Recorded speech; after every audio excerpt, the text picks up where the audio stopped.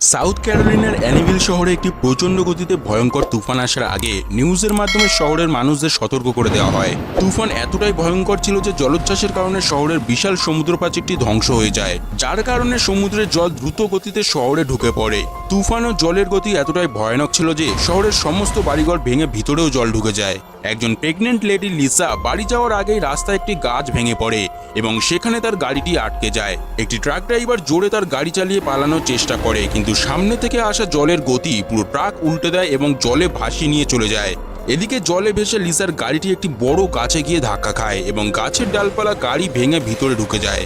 Lisa মরতে মরতে বেঁচে তো গেছে, কিন্তু সে খুব বাজেভাবে গাড়ির ভিতরে ভেসে যায়। লিসা সাহায্যের জন্য জোরে জোরে চিৎকার করতে থাকে, কিন্তু এর থেকেও ভয়ঙ্কর ঘটনা তো এবার ঘটবে।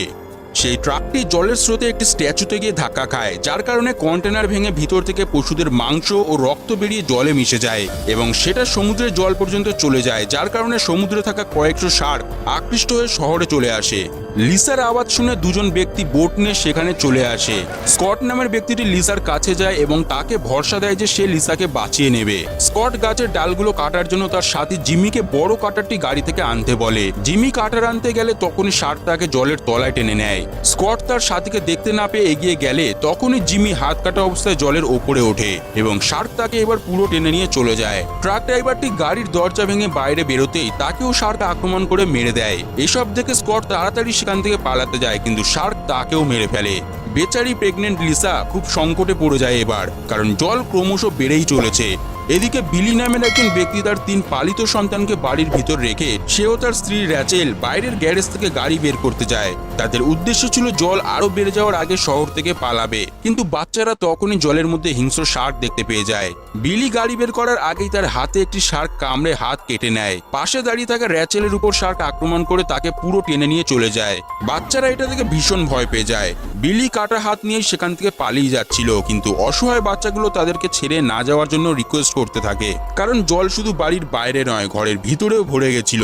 তাই বিলি আবার গাড়িটি বের করতে যায়, কিন্তু তখনই শার্ক আবার তাকে হামলা করে দেয়।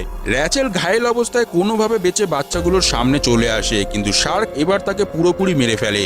এদিকে লিসা এখনো গাড়ির ভেতর আটকে রয়েছে, আর জল ক্রমশ বেড়ে তার গলা পর্যন্ত চলে এসেছে। ডাকোটা নামের একটি মেয়ে তার বাড়ির জানলা দিয়ে সব কিছু দেখছিল। সে লিসাকে বাঁচানোর জন্য একটি হেল্পলাইন নাম্বারে কল করে, কিন্তু কলটি কোনোভাবে কানেক্ট হয় না।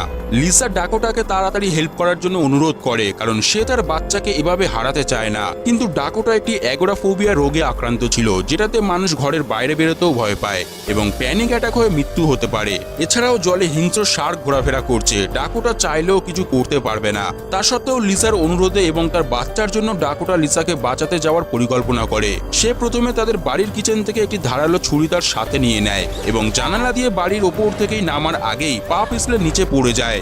ডাকোটা অনেক কষ্টে সাহস নিয়ে এবং শার্কের হাত থেকে বেঁচে লিসার গাড়ির ওপর চলে আসে।